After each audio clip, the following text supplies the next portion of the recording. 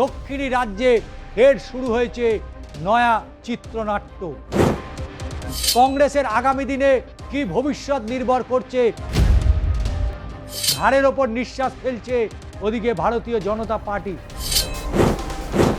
নমস্কার, আমি ষষ্ঠী চট্টোপাধ্যায়। শুরু করছি অ্যাকশন রিয়াকশন। 60, 70, 80, 90 দশকে কখনো 30, কখনো 32 সিনেমা হতো। তবে এই মুহূর্তে কর্ণাটকে যা চলছে তা অবশ্যই বলা যেতে পারে সিনেমার নাটক হচ্ছে। সিনেমার নাটক নয়, পুরো চিত্রনাট্য তৈরি হয়েছে কর্ণাটকে। কারণ সিদ্ধার ইস্তফার আগেই কর্ণাটক ছাড়লেন সেখানকার রাজ্যপাল। দক্ষিণী রাজ্যে টান টান নাটক। কেরলে দল সদ্য ক্ষমতায় ফিরেছে, কিন্তু পাশের রাজ্যে কর্ণাটকে অস্বস্তিতে কাটছে না কংগ্রেসের। বিবাদমান দুই গোষ্ঠীর নেতাকে দিল্লিতে ডেকে তাদের সঙ্গে দীর্ঘ আলোচনা করেছিল কংগ্রেস। দুই গোষ্ঠীর সঙ্গে প্রায় ঘণ্টা দেড়েক বৈঠক হয়েছে হাইকমান্ডে।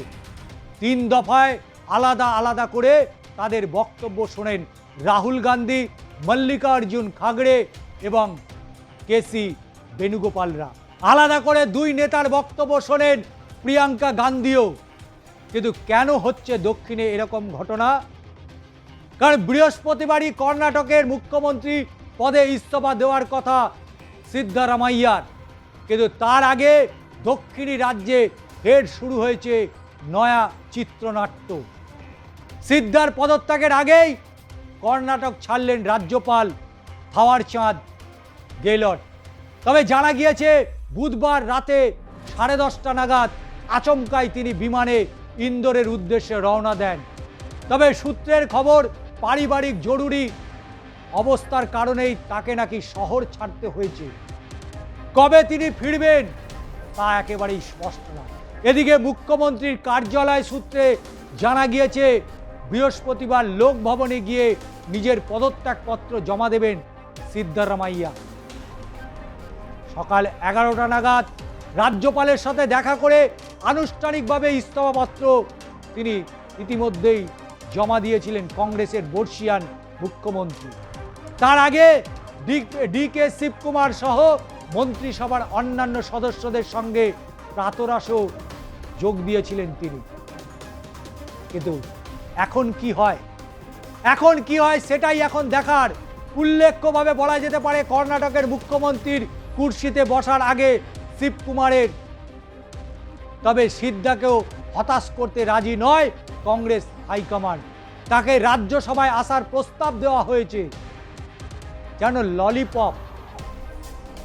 একই সঙ্গে আগামী দিনে তাকে কেন্দ্রীয় স্তরে বড় দায়িত্ব দেওয়ার কথা ভাবা হচ্ছে বলে জানানো হয়েছে হাইকমান্ডের পক্ষ থেকে।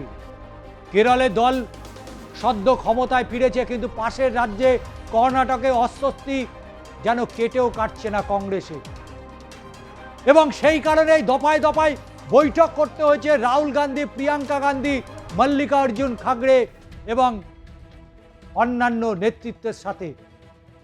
কিন্তু কেন এইরকম পরিস্থিতি তৈরি হলো? কেনই বা রাজ্যপাল হঠাৎ করে তিনি ইস্তফা দিলেন?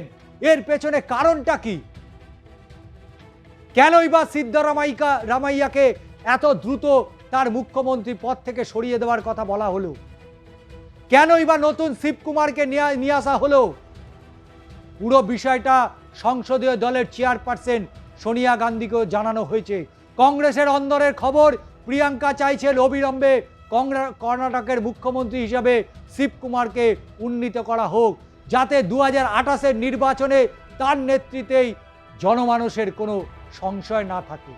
প্রসঙ্গত, শিবকুমারের অনুগামীরা 2023-এর বিধানসভা ভোটে কংগ্রেসের জয়ের পর স্থির হওয়া ক্ষমতা ভাগাভাগি সূত্র মেনে তার প্রমোশন চাইছেন অনেক দিন ধরেই। এবার সেই দাবি পূরণ হতে চলেছে প্রিয়াঙ্কা গান্ধীর সুবাদে। তিনি দলের প্রথম সারি নেতাদের কাছে শিবকুমারের হয়ে দরবার করেছেন বলে সূত্রের খবর। আজকে তারা সিদ্ধান্ত নিয়েছেন, যেমন সিদ্ধান্ত নিয়েছে, কিন্তু দীর্ঘদিনের মুখ্যমন্ত্রী এবং সুনামের সাথে তিনি তার পদ সামলেছেন, হঠাৎ করে তাকে সরিয়ে দেওয়াটা অবশ্যই কর্ণাটক আগামী দিনে কোন পথে যাবে, কংগ্রেসের আগামী দিনে কি ভবিষ্যৎ নির্ভর করছে তা অনেকটা নির্ভর করছে সিদ্ধারামাইয়ার ওপরে। তাই তো তাকে প্রলোভন দেখানো হচ্ছে কখনো রাজ্যসভায় বা কখনো কেন্দ্রীয় স্তরে তাকে বড় দায়িত্ব দেওয়ার। কিন্তু তার মতো প্রবীণ পোড় খাওয়া একজন রাজনৈতিক ব্যক্তিত্বর কাছে রাজ্যসভায় যাওয়া বা তাকে বড় দায়িত্ব দেওয়া তিনি কতটা ভালোভাবে নেবেন তার উত্তর অবশ্যই সময় দেবে। অবশ্যই নতুনদেরকে জায়গা দিতে হবে, নতুন প্রজন্মকে সামনে নিয়ে আসতে হবে, চিরাচরিত নিয়ম অনুযায়ী তাদেরকে জায়গা দিতে হবে আগামী দিনে দলটাকে ধরে রাখার জন্য। কিন্তু এত দ্রুত সিদ্ধান্ত নেওয়ার সেই সময় কিন্তু আসেনি। কিন্তু তারপরেও প্রিয়াঙ্কা গান্ধীর সিদ্ধান্তকে শিলমোহর দিয়েছে রাহুল গান্ধী, সোনিয়া গান্ধীরা। এর ফল কর্ণাটকে খুব একটা কি ভালো হবে? কারণ ঘাড়ের ওপর নিঃশ্বাস ফেলছে ওদিকে ভারতীয় জনতা পার্টি, নিঃসন্দেহে বামেরা। তাই কর্ণাটক নিয়ে যে নাটক চলছে, এই নাটকের পরিণতি কি হয় অবশ্যই আপনাদের পরবর্তী ভিডিওতে তুলে ধরব। আজকের অ্যাকশন রিয়াকশনে আপনাদের কেমন লাগলো অবশ্যই আপনাদের মতামত জানাবেন। চ্যানেলটিকে সাবস্ক্রাইব করুন এবং তার পাশাপাশি যত দ্রুত সম্ভব আপনাদের মতামত জানান এবং মতামতের ভিত্তিতেই আমরা পরবর্তী ভিডিওতে অবশ্যই এই প্রসঙ্গগুলো তুলে নিয়ে আসব।